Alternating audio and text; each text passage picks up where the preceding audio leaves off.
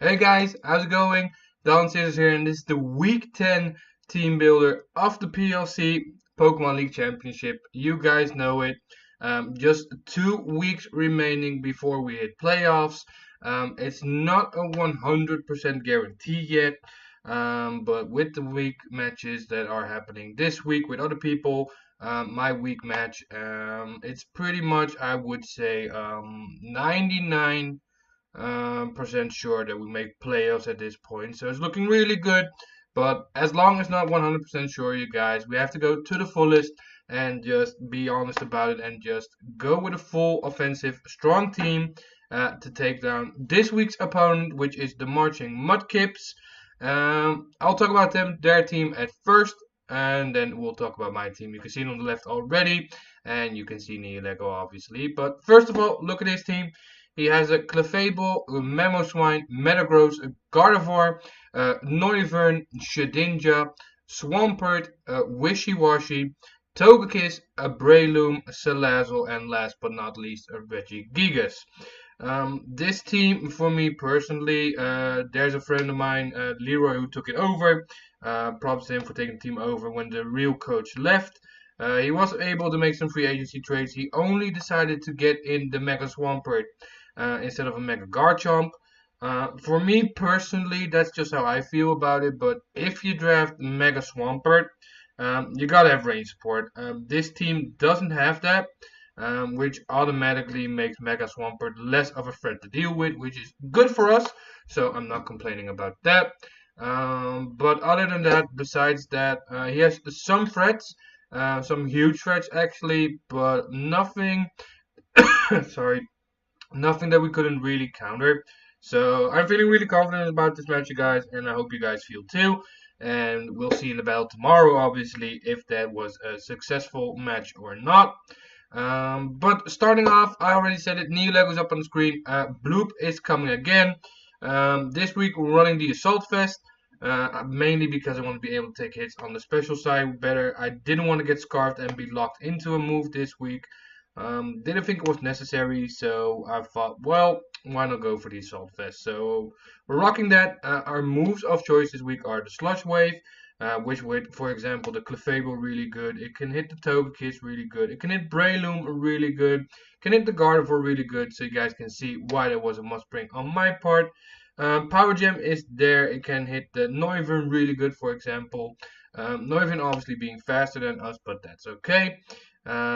We got the Grass Knot for the Mega Swampert, for example, if he decides to bring that in against us. And my last move, I didn't see anything else, but I went for HP Ground. Just if Metagross was there, we could take that on as well. So I decided to go with a full offensive Lego, which is running 252 in speed with a modest nature. 174 in speed makes me outspeed everything that's below me, which is a threat. Like not even I couldn't outspeed anyway, so there wasn't any point of calculating that. So 174 is enough for that, and then the remaining 82 are locked into my HP stat. So next up on the team we have Sia the Chandelure. Actually quite lovely Chandelure, to be honest. This week, mainly when I use Chandelure, I love using this moveset.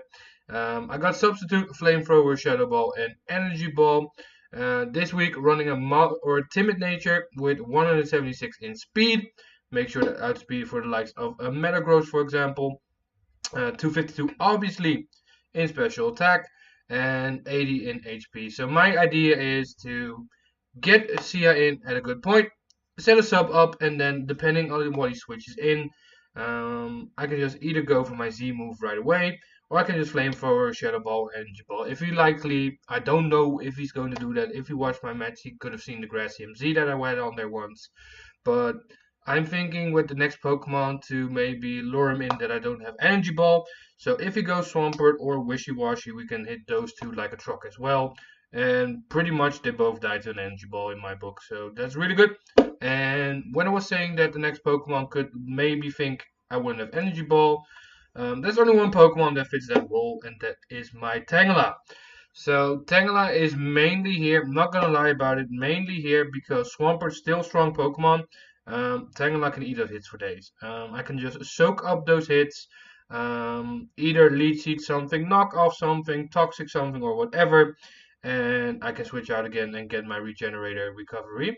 So that's why Tangela is coming this week. Standard moves, I already said a couple of moves. Giga Drain's on there as well.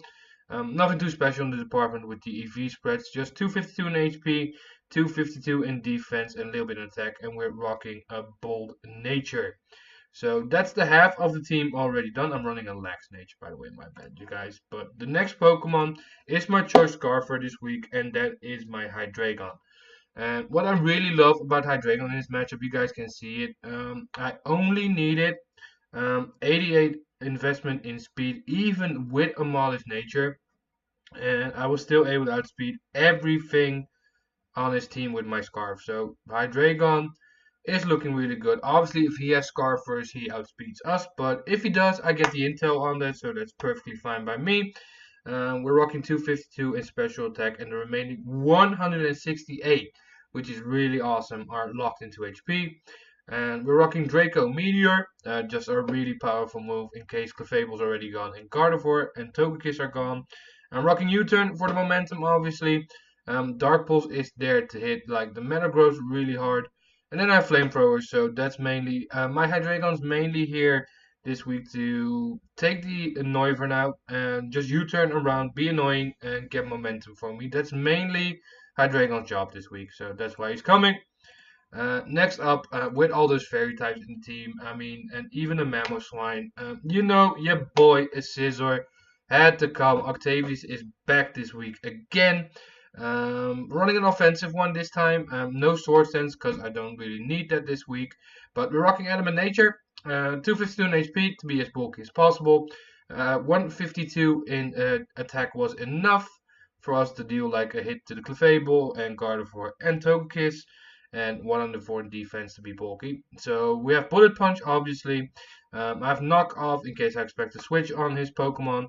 I have U-turn for momentum as well, and my last move of choice, if I really need it, because I want to have my Scizor on the field as long as possible. I can roost myself up and play it that way. So Scizor is looking really good, and I think it will do really good in this match as well. And last but not least, you guys, we have Jazzy the Ambipom. Also, feel like it's been a really long time since I've used Ambipom. Last match it didn't work out so well, but I love Ambipom, so it's making its comeback this week. Silk Scarf to boost the normal type of moves on this Pokemon. 80 speed with Adamant Nature was enough for me to outspeed the common threats on this team, so that's really good. So the 252s in attack and 176 in total HP, so Ambipom can take a little bit more of the hits coming at him. I have Fake Out just mainly to deal with a little bit of chip damage and to see if my opponent wants to stay in or not. I have U-turn for momentum if I just want to be out of there and I don't want to be dealing a hit. I'm just going to go that way. Return, it's my powerful stab type move with Silk Scarf boosted. It's really, really powerful. Only the Metagross really can take the hit. And the Shedinja, obviously, but I don't see Shedinja coming. So that's really good to have. And Knockoff is my last move, just to get rid of some items, do some good damage as well. So that's the team of 6 I'm bringing you guys. Looking at his team and looking at his matches, I would say Mega Swampert's coming. This is just how I think he's gonna play. Noivern's coming. If I was him, Salazzle would come for sure. Breloom, probably gonna come. Clefable could be a likely come, and then Mamoswine, I feel. I don't see a role for Wishy-Washy. I don't see a role for Regigigas. I don't see a role for Shedinja. So those 3 are out. Metagross could come. Wouldn't advise him to, but he can do whatever he feels like. But no, I'm gonna stick with my initial 6 that I mentioned. That's the 6 Pokemon he's gonna bring. But like I said, I feel my matchup is really good against this team. Obviously, we need to be worried, not to be worried, but we need to be cautious about how to play. Because one more win and we're 100% guaranteed in the playoffs, you guys. So let me know in the comment section what you think of this team builder. Do you agree with the team I'm bringing? Do you agree with the movesets? Or would you have done something different? Let me know. I hope to see you on the match tomorrow. And I hope that you guys can see if we clinch the playoffs, yes or no. For now, I want to thank you all for watching, and I hope to see you on the next video. Bye bye.